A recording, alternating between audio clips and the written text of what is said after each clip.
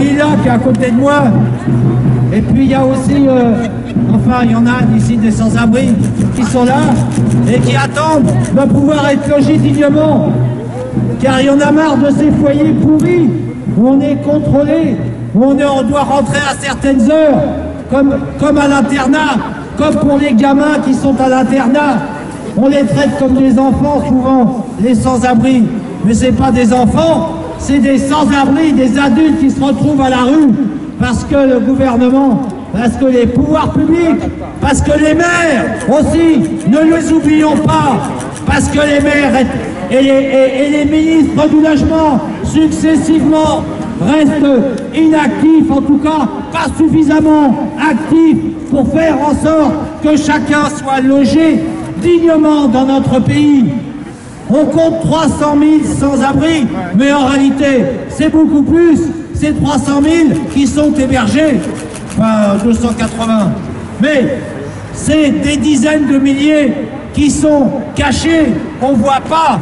Et toutes les associations qui font le tour, les bénévoles qui font des maraudes et qui vont leur réchauffer, c'est de réchauffer un peu ceux qui sont dans le froid ou ceux qui sont dans l'isolement, ceux qui sont dans la détresse, parce qu'on sait très bien que vivre à la rue, même si on est hébergé de temps en temps, c'est la mort à petit feu.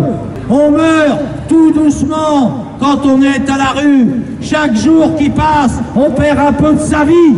Chaque jour qui passe, on perd sa santé morale, sa santé physique, et on se détruit progressivement. C'est une torture avec condamnation à mort de laisser des personnes à la rue. Donc, on est là aujourd'hui pour dire oui, il faut mener une politique du logement pour loger tout le monde, mais tout de suite, il faut agir. Tout de suite, il faut agir.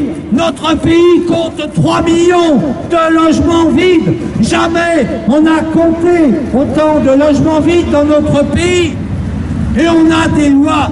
On a 4 dispositions, 4 lois qui prévoient la réquisition.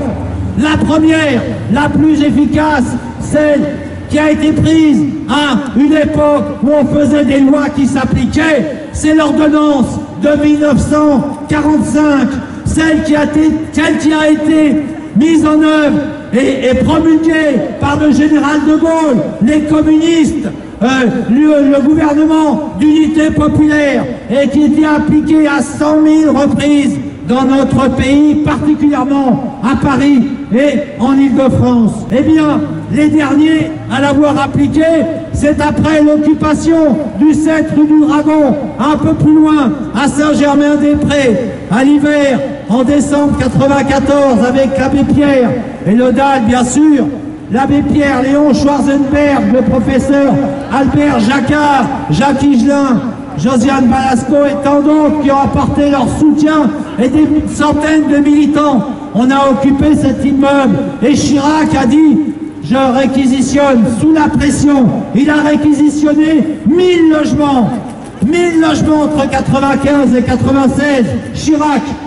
Que fait Macron? Qu'est-ce que c'est que cette histoire de ne pas réquisitionner alors que jamais on a compté autant de logements vides dans notre pays? Alors que jamais on a compté autant de sans-abri dans notre pays, autant d'expulsions, autant de mal logés, et des loyers de plus en plus chers, et la spéculation immobilière, et autant de profits tirés de l'immobilier, car évidemment, l'immobilier tire profit de la crise du logement. C'est la réalité. Plus il y a de sans-abri, et plus les milieux de l'immobilier font de l'argent. La réalité cynique, elle est là, aujourd'hui. Et donc, il faut impérativement appliquer la loi de réquisition, laisser un sans-abri dans la rue alors qu'il y a 3 millions de logements vacants. C'est comme détruire de la nourriture devant des affamés. C'est ça la vérité. Laisser des logements vides. C'est pourquoi on va y aller. On va laisser la parole aux associations et aux mouvements qui veulent s'exprimer, même aux personnes qui veulent parler. Parlons à cette ministre du Logement, Madame Wargon, qui dit qu'elle n'est pas opposée à la réquisition. Mais qu'attend-elle? Qu'attend-elle? nous avons déposé des demandes de réquisition le 11 décembre.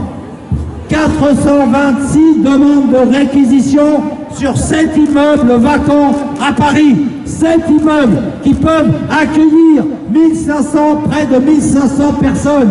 Eh bien, croiser quelques immeubles vides, il y en a 117 000 logements vacants à Paris, sans compter les bureaux, les millions de mètres carrés de bureaux qui se vident progressivement avec la crise du Covid. Voilà. Donc, en pleine crise sanitaire, en plein hiver, en pleine crise du logement, réquisition des logements vides. Voilà. Réquisition des logements vides. Réquisition des logements vides. Réquisition des logements vides. Réquisition des logements vides. Réquisition des logements vides. Réquisition des logements vides. Réquisition des logements vides. Réquisition des logements vides. Réquisition des logements vides. Réquisition des logements vides. Réquisition. Personnes qui vivent là-bas, y compris des familles et des enfants. Et là, on est menacé d'expulsion d'ici la trêve hivernale. Ça doit être chaud quand on se retrouve avec des familles et des enfants dehors. Et c'est pour ça qu'on bouge et qu'on manifeste pour avoir des trucs pour mettre les 300 personnes dans l'abri ou toi. Je vous remercie. Ça fait des années que la situation à Paris elle évolue pas, que toutes les personnes exilées qui arrivent à Paris sont abandonnées à la rue sans solution, qu'il n'y a pas de réelle politique d'accueil. Depuis les démantèlements du camp de Saint-Denis et de République, il y a eu quelques mises à abri qui ont été effectuées. Et après ça, dès que la pression a un peu redescendu, les nouvelles personnes qui sont arrivées, les personnes qui étaient toujours à la rue, il n'y a pas eu de solution de mise à abri proposée. C'est pour ça qu'on est là aujourd'hui. C'est pour ça qu'on continuera. Tant qu'il n'y aura pas de réelle politique d'accueil, on continuera à demander les mises à l'abri. Merci. Villa, c'est un collectif socioculturel qui travaille beaucoup dans les squats. On crée de l'activité dans des locaux vides. Donc les locaux vides, ça nous connaît un peu, ça fait 4 ans qu'on en occupe, on en a occupé 7 en 4 ans, une moyenne d'à peu près 6 mois. La plupart de ces logements duquel on a été expulsés n'ont pas été réutilisés aujourd'hui.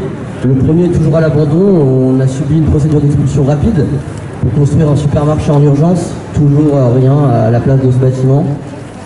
Voilà, donc c'est pour ça qu'on se joint aussi à cette cause, à la réquisition des logements vides et à l'application de cette loi réquisition qui n'est pas appliquée. L'hiver, c'est tous les ans, on sait tous les ans qu'il va y avoir des drames à cause de l'hiver. On sait qu'il y a des bâtiments vides aussi depuis longtemps et où rien n'est appliqué, rien n'est mis en place. Du coup, voilà, c'est pour ça qu'on gagne aujourd'hui et qu'on est là avec vous. Merci. Je suis Jean-Jacques Clément, au nom du collectif Solidarité Migrants Wilson. La situation des gens à la rue sont terribles aujourd'hui, puisqu'en même temps, il y a la chasse à l'homme sur tous les gens qu'on appelle les réfugiés ou les exilés. Depuis l'évacuation, la dernière grosse évacuation, il y avait eu 1000 personnes qui étaient restées à la rue sans être mis à l'abri. Et aujourd'hui, on les chasse de partout. Il en reste au moins 500, sans compter tous les autres, qui sont aussi des gens qui sont sans toit et des gens qui sont dans des squats innommables. À l'île Saint-Denis, au côté Aubervilliers, c'est 500 personnes qui sont dans des lieux insalubres complets et qui restent pour l'instant là-dedans sans solution. L'État doit absolument, compte tenu que ça fait des dizaines d'années que cette situation perdure, sur l'arrivée de gens qui viennent sur des pays qui sont soit ruinés, soit avec des famines, soit avec des guerres. On est en partie responsable. Et donc, sur ces situations, les règles par rapport à l'hébergement d'urgence et l'hébergement pérenne, parce qu'il y a aussi besoin d'hébergement pérenne pour des quantités de gens qui n'ont pas de logement ou des logements qui ne sont pas à la hauteur de leur salaire.